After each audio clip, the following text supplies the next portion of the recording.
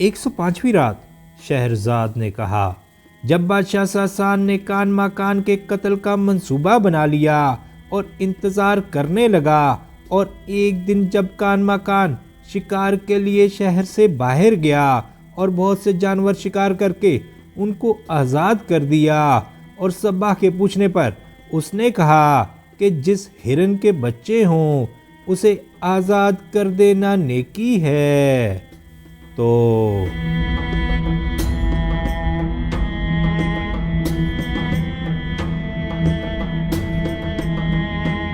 اب صباح نے اس سے کہا کہ مجھے بھی آزاد کر دے تاکہ میں اپنے گھر چلا جاؤں۔ کان ماکان ہنسنے لگا اور اس کے سینے پر اپنا نیزہ مٹھی کی طرف سے مارا، اور وہ زمین پر گر کر سانپ کی طرح لوٹنے لگا۔ اسی اثناء میں انہوں نے دیکھا کہ گرد اڑتی چلی آ رہی ہے اور کچھ سوار ایڑ لگائے چلے آ رہے ہیں۔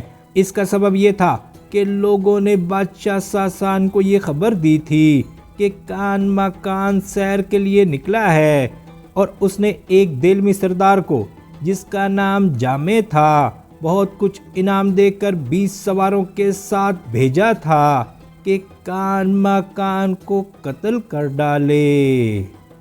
جب یہ سوار اس کے پاس پہنچے تو انہوں نے حملہ کیا، مگر اس نے حملہ کر کے سب کو قتل کر ڈالا۔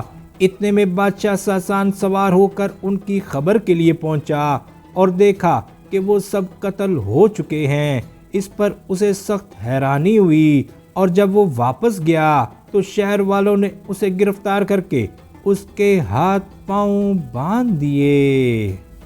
ادھر جب کان ماکان صباح بدو کو لے کر شکارگاہ سے شہر کے لیے روانہ ہوا، اور جب وہ شہر میں داخل ہوئے تو انہوں نے دیکھا کہ ایک نوجوان شخص اپنے دروازے پر بیٹھا ہوا ہے، اور اس نے اسے سلام کیا، اور جوان نے سلام کا جواب دیا اور اندر جا کر 2 پیالے لے آیا۔ ایک میں تو دودھ تھا اور دوسرے میں سرید جس میں گھی تیر رہا تھا، اور دونوں پیالوں کو کان ماکان کے آگے رکھ دیا اور کہنے لگا کہ ہمارا کھانا کھا کر ہم پر احسان کر۔ کان ماکان نے کھانے سے انکار کیا۔ جوان نے کہا کہ اے مرد آدمی، تو کھاتا کیوں نہیں؟ کان ماکان نے کہا کہ میں نے نظر مانی ہے۔ جوان نے کہا کہ تو نے کیا نظر مانی ہے؟ اس نے کہا کہ بادشاہ ساسان نے میرا ملک زبردستی چھین لیا ہے، حالانکہ مجھ سے پہلے میرے باپ دادا بادشاہ ہوتے چلے آئے ہیں۔ میرے باپ کے مرنے کے بعد وہ زبردستی مالک بن بیٹھا ہے، اور میری کم سنی کی وجہ سے مجھے چلتا کیا ہے۔ اس پر میں نے نظر مانی ہے کہ جب تک میں اپنے دشمن سے اپنے دل کی بھڑاس نہ نکال لوں، اس وقت تک کسی دوسرے کا کھانا نہ کھاؤں گا۔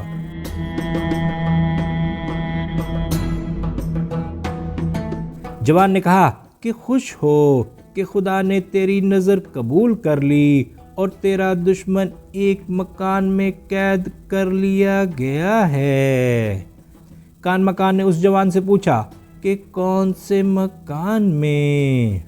اس نے جواب دیا کہ اس اونچے گنبد میں۔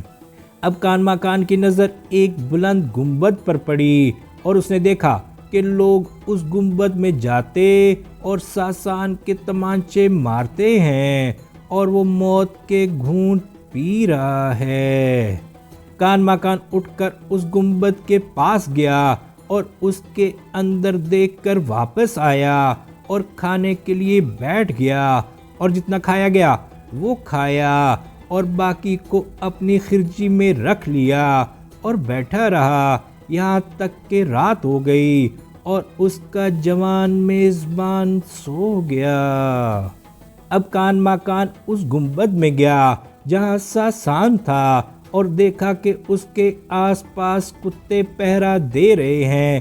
ان میں سے ایک کتا اس کی طرف لپکا، اس نے اپنی خرجی میں سے ایک ٹکڑا گوشت کا نکال کر کتے کے آگے پھینک دیا، اسی طرح وہ اور کتوں کے آگے گوشت پھینکتا ہوا گنبد کے پاس پہنچا اور اندر داخل ہوا اور بادشاہ ساسان کے پاس پہنچ کر اس کے سر پر اپنا ہاتھ رکھ دیا۔ اس نے بلند آواز سے پوچھا کہ تو کون ہے؟ اس نے جواب دیا کہ کان ماکان، جس کے قتل کی تو کوشش کر رہا تھا، لیکن خدا نے تیری تدبیر الٹی کر دی۔ کیا تیرے لیے یہ کافی نہ تھا کہ تو میرے اور میرے باپ دادا کے ملک پر قابض ہو گیا کہ میری جان کے بھی پیچھے ہاتھ دھو کر پڑ گیا؟ ساسان جھوٹی قسمیں کھانے لگا اور کہا کہ میں تیرے قتل کی کوشش نہیں کر رہا تھا، یہ خبر بالکل غلط ہے۔ یہ سن کر کان ماکان نے اسے معاف کر دیا اور اس سے کہا کہ میرے ساتھ چل۔ اس نے جواب دیا کہ میں اتنا کمزور ہوں کہ ایک قدم بھی نہیں چل سکتا۔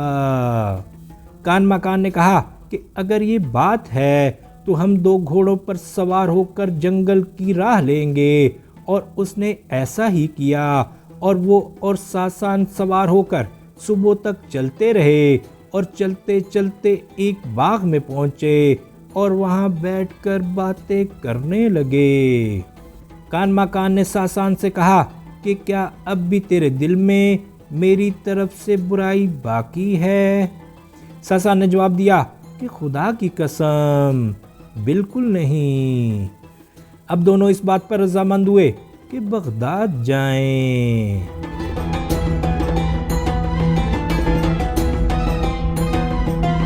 سباہ بدو نے کہا کہ میں آگے جا کر تمہاری خوشخبری پہنچاتا ہوں۔ یہ کہہ کر وہ چل دیا اور اس نے تمام مرد عورتوں کو خوشخبری سنائی، اور لوگ ڈھول اور شہنائیاں لے کر اس کے استقبال کے لیے آئے۔ قضیہ فقان بھی آئی، اور ایسا معلوم ہوتا تھا کہ گویا اندھیری رات میں چاند چمک رہا ہے، اور کان ماکان اس سے ملا، اور روح کی کشش روح کی طرف ہوئی، اور بدن بدن کا مشتاق ہوا۔ لوگوں کی زبان پر سوائے کان ماکان کے اور کوئی ذکر نہ تھا۔ سوار اس کا لوا مان گئے تھے کہ وہ سب سے زیادہ بہادر ہے، اور لوگ کہتے تھے کہ یہ ناممکن ہے کہ سوائے کان ماکان کے اور کوئی ہمارا بادشاہ بنے۔ اسے اپنے باپ دادا کی حکومت واپس ملنی چاہیے۔ اب ساسان نزرت الزماں کے پاس گیا اور کہنے لگا کہ لوگوں کی زبان پر سوائے کان ماکان کے اور کوئی ذکر نہیں، اور وہ اس کی طرف ایسے اوصاف منسوب کرتے ہیں جن کے بیان سے زبان عاجز ہے، مگر سنی سنائی بات ایسی نہیں ہوتی جیسی آنکھ دیکھتی ہے۔ میں نے اسے خود دیکھا ہے، مگر میں اس میں کوئی کمال اور خوبی نہیں پاتا۔ لوگ ہمیشہ وہ بات نہیں کہتے جو سنتے ہیں، وہ اس کی تعریف اور محبت میں ایک دوسرے کی تقلید کرتے ہیں۔ خدا نے لوگوں کی زبان پر اس کی مدح جاری کر دی ہے، یہاں تک کہ بغداد والوں کے دل اس کی طرف مائل ہو گئے ہیں، اور وزیر دندان غدار اور خائن ہے۔ اس نے کان ماکان کے لیے ہر ملک سے لشکر جمع کیا ہے۔ دنیا میں ایسا کون شخص ہے جو بادشاہ ہو کر ایک یتیم کی فرما برداری کرے جس کی کچھ حقیقت نہ ہو؟ نزرت الزماں نے کہا کہ آخر تیرا مطلب کیا ہے؟ اس نے جواب دیا کہ میں اسے قتل کرنا چاہتا ہوں تاکہ وزیر دندان اپنے ارادے میں ناکام ہو اور میرا محکوم اور فرما بردار ہو جائے، اور سوائے میری خدمت کے اس کے لیے اور کوئی چارہ نہ رہے۔ نزرت الزماں نے کچھ دیر اس کی باتوں پر غور کیا اور پھر بادشاہ ساسان سے کہا کہ بہتر یہ ہے کہ تو اپنی بیٹی قضیہ فقان کی شادی اس کے ساتھ کر دے۔ جب ساسان نے یہ سنا تو غصے میں بھر گیا اور اس کے پاس سے اٹھ کھڑا ہوا اور کہنے لگا کہ اگر تیرے قتل کرنے میں عیب نہ ہوتا تو میں ابھی تلوار سے تیرا سر اڑا دیتا اور تیری زندگی ختم کر دیتا۔ اس نے کہا کہ تجھے غصہ کیوں آ گیا، میں تو تیرے ساتھ مذاق کرتی تھی۔ یہ کہہ کر وہ اٹھی اور ساسان کا سر اور ہاتھ چومنے لگی اور کہا کہ ٹھیک وہی ہے جو تیری رائے ہے، ابھی ہم مل کر اس کے قتل کرنے کا کوئی ہیلا نکالتے ہیں۔